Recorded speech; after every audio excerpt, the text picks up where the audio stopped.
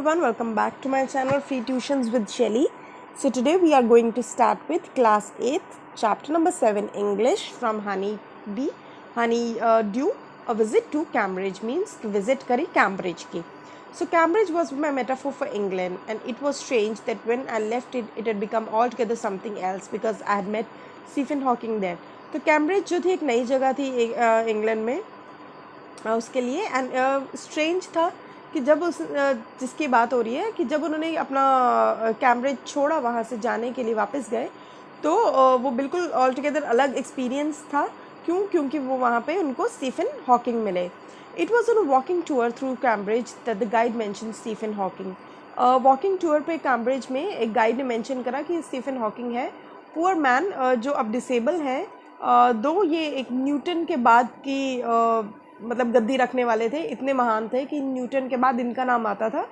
And I started because I had quite forgotten that this most brilliant and completely paralysed astrophysicist, और मैंने देखा और मैं भूल गया था एकदम कि ये तो मोस्ट ब्रिलियंट और कम्प्लीटली पैरालाइज्ड फिजिशियन है, जो कि ऑथर है big brief history of time के, and one of the biggest best sellers, जो बिगेस्ट बेस्ट सेलर्स थी ये, मतलब इतनी किताब बिकी थी ये।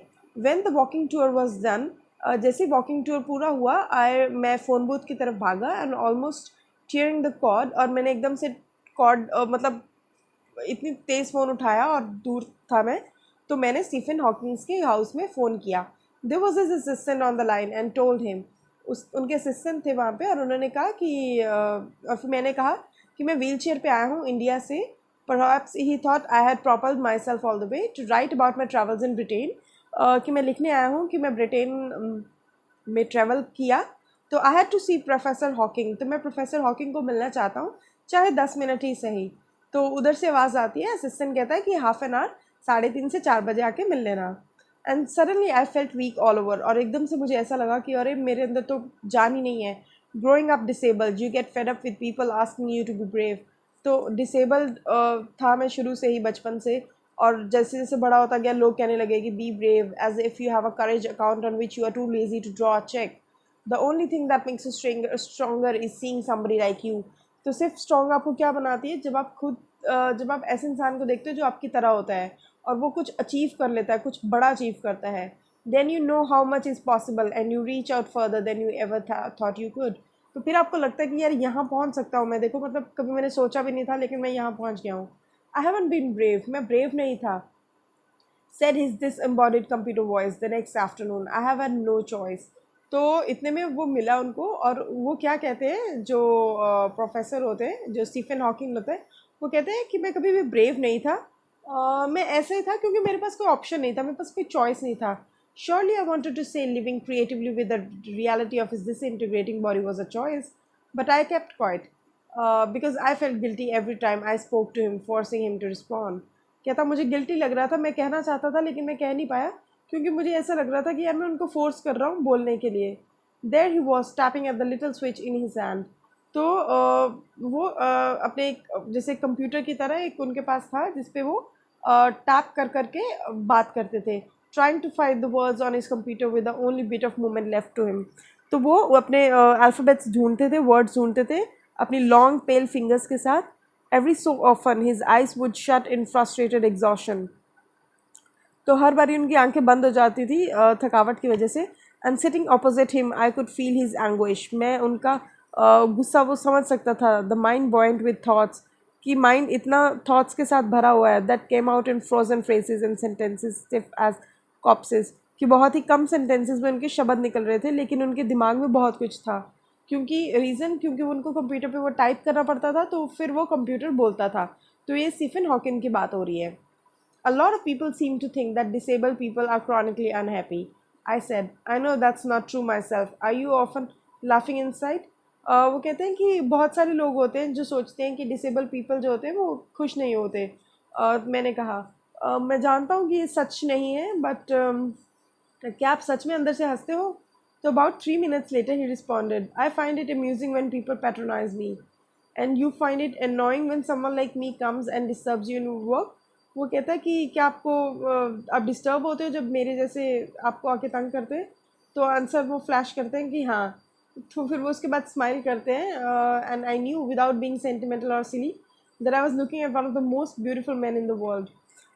तो जब मैं उनको उनके हंसते हुए देख रहा था, मैं एक मोस्ट ब्यूटीफुल मैन को देख रहा था, बिकॉज वो हिल भी नहीं पा रहे थे, वो कुछ बोल भी नहीं पा रहे थे, लेकिन फिर भी वो हंस रहे थे, तो मुझे बहुत अच्छा लगा ऐसा देख के। और first glimpse of him is shocking because he is like a still photograph. तो जब पहली बार उनको देखो तो बहुत अजीब लगता है, क्योंकि वो एकदम से स्टिल फोटोग्राफ की तरह जो हिलती भी नहीं है, as if all those pictures of him in magazine and newspaper have turn 3D। और जैसे ही वो हंसे तो ऐसा लगा कि जो सारी पिक्चर्स न्यूज़पेपर्स और मैगजीन्स में थी वो एक 3D की तरह बन गई, क्योंकि वो स्माइल की उन्होंने। Then you see the head twisted sideways into a slump, the torso shrunk inside the pale blue shirt, the wasted legs. You looked at his eyes, which can speak still, and they're saying something huge and urgent. तो आप उनकी आंखों को जब देखते हो वो कुछ बोल रही होती हैं, और वो कुछ ह्यूज और अर्जेंट होती हैं। It is hard to tell what, लेकिन ऐसे कहना बहुत मुश्किल है कि क्या। But you are shaken because you have seen something you never thought could be seen. और लेकिन आप शेक हो जाते हो क्योंकि आप कुछ ऐसा देख रहे होते हो जो आपने कभी सोचा भी नहीं होता हम देखेंगे। Before you, like a lantern whose walls are worn so thin, you glimpse only the light inside, is the incandescence of a man. तो ये एक आदमी के अंदर की लाइट है जो आप देखते हो। The body almost irrelevant, exist only like a case made of shadows. तो वो कहते हैं कि जो ऊपर की बॉडी होती है वो सिर्फ एक केस होती है शैडो की। So that I no believer in eternal souls know that this is what each of us is, everything else an accessory. कि बाकी सारी जो है वो एसेंशियल नहीं है, ऊपर की चीज़ें सब ऐसी हैं, अंदर की जो है सोल जो है वो ही सच्चाई है। So what do you think is the best thing about being disabled? I asked him earlier.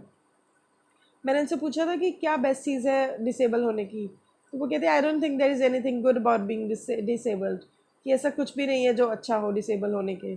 I think I said you discover how much kindness there is in the world. वो कहते हैं I think सिर्फ यही discover कर सकते हैं कि कितने लोग अच्छे हैं, कितने ग्रेट हैं जो तुम्हारी मदद करने के लिए आगे बढ़ते हैं। So yes, he said it was a disadvantage of his voice synthesizer that it could convey no inflection, no shades or tone, and I could not tell how enthusiastically he agreed with me. Every time I shifted in my chair or turned my wrist to watch the time, I wanted to make every one of our 30 minutes count.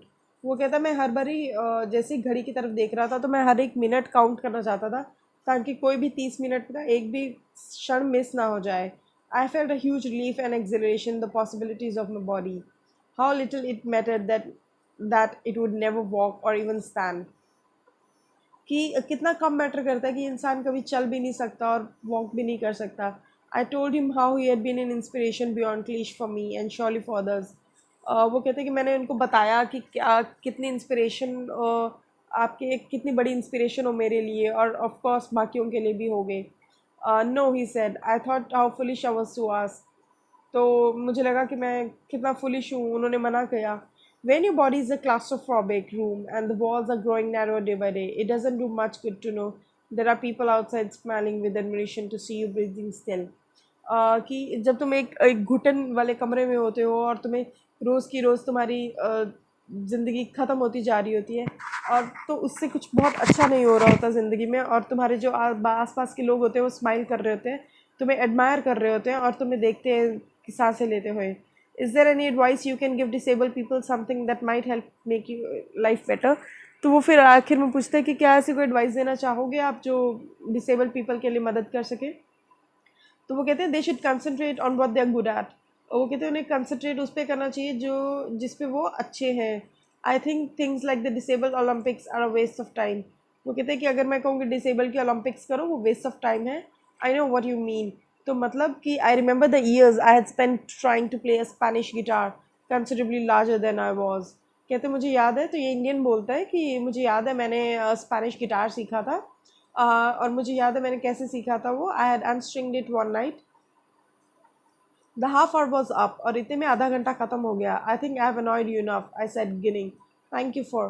तो वो कहता है शायद आधा घंटा ख़त्म हो गया, थैंक यू सो मच। तो वो कहते स्टे, आई वेटेड। वो कहते वहीं रुको, have some tea, I can show you the garden. वो कहते चलो चाय पीते, मैं तुम्हें अपना गार्डन दिखाता हूँ। So the garden was as big as a park. तो गार्डन इतना बड़ा था कि पार्क की तरह। But Stephen Hawking covered every inch, rumbling along in his motorise wheelchair while I dodge to keep out of the way. तो वो जो थे वो अपनी जो अपनी व्हील चेयर थी, मोटराइज व्हील चेयर थी, ऑटोमेटिक थी, जो वो चलाते जा रहे थे, तो वो कोई भी एक चीज़ भी मिस नहीं कर रहे थे. We couldn't talk very much, the sun made him silent. हम बात ज़्यादा नहीं कर पा रहे थे क्योंकि सूरज ढल रहा था और जो उसकी स्क्रीन पे लेटर्स थे वो डिसअपेयर हो रहे थे क्योंकि धूप में कई बार क्लियरली नहीं दिखते ना, इस वजह से. तो 1 घंटे बाद we were ready to leave. हम छोड़ने को जाने को तैयार थे. I didn't know what to do. मुझे नहीं पता था मैं क्या करना चाहता था. I could not kiss him और क्राई. मैं बस उन्हें किस नहीं कर पाया, ना रो सका. आई touched his shoulder and wheeled out into the summer evening. मैंने उनके शोल्डर को टच करा और उस शाम दोपहर उस गर्मियों की शाम को व्हील्ड आउट करा. I look back. मैंने मुड़ के देखा and I knew he was waving though he वॉजन. मुझे पता था वो अंदर से वेव कर रहे हैं, बाय कह रहे हैं, हालांकि वो कर नहीं पा रहे थे. Watching him, an embodiment of my bravest self, the one I was moving towards, the one I had believed in for so many years alone. I knew that my journey was over for now. तो मैं उनको उस bravest, इतना brave इंसान को मैं bye कह रहा था. मुझे पता था कि मैंने बहुत बिलीव किया है इतने सालों से उनमें. सो मुझे पता था मेरी जर्नी अब ओवर हो रही है इस टाइम के लिए. सो विद दिस, ये फिरदौस की कहानी थी, जो वो कैम्ब्रिज गए थे और वो स्टीफन को वहाँ पे मिले थे, स्टीफन हॉकिंग को. So with this we have finish your chapter. कुछ क्वेरी रहे तो कमेंट करो, अच्छा लगा हो तो लाइक करो और चैनल को सब्सक्राइब करो. अपने फ्रेंड्स के साथ भी शेयर करो. आपके ऑलरेडी बाकी सब्जेक्ट्स भी सॉल्व हैं प्लेलिस्ट में. Till then take care, bye, have fun.